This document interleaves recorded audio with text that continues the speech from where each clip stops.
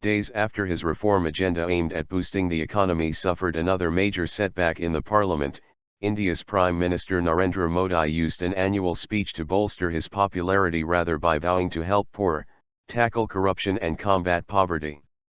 The Indian leader's tenure started a year ago with big expectations that he will make the necessary changes to revive the economy, but some contentious bills such as labour, tax, and land legislation faced a stiff resistance in the parliament. In a 90-minute Independence Day address from the historic Red Fort in New Delhi, Modi did not talk about big changes or new plans. He focused on his government's effort to include millions of poor Indians in the banking and insurance systems, protecting farmers, and fighting against bureaucracy riddled with termite-like graft. Farmers need protection. For 60 years very little attention was paid to their welfare. We want to change this approach, he said on the 69th anniversary of the end of British rule.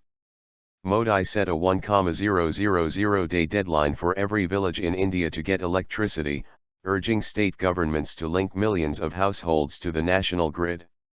I appeal to the states and all other stakeholders to connect these villages with electricity system within 1,000 days, AFP reported Modi as saying. The right-wing premier has been accused of damaging the poor by new, big business-friendly policies and is facing a tightly fought election in the rural state of Bihar in a few weeks. Modi sought to restore confidence in his leadership among the millions who elected him for a better life. He provided many statistics to display his accomplishments in last 15 months in office, as well as to show the challenges he face, without directly answering criticisms over slower than expected reform pace. In his first speech as Prime Minister last year, Modi set out his government's broad vision for the country, including his Made in India project to make India a global manufacturing hub. This year's address came just after weeks of noisy scenes in the parliament as opposition legislators accused 3 senior ruling party members of abusing their authority and financial irregularities. Modi said during the speech that his government has been involved in no corruption scandals.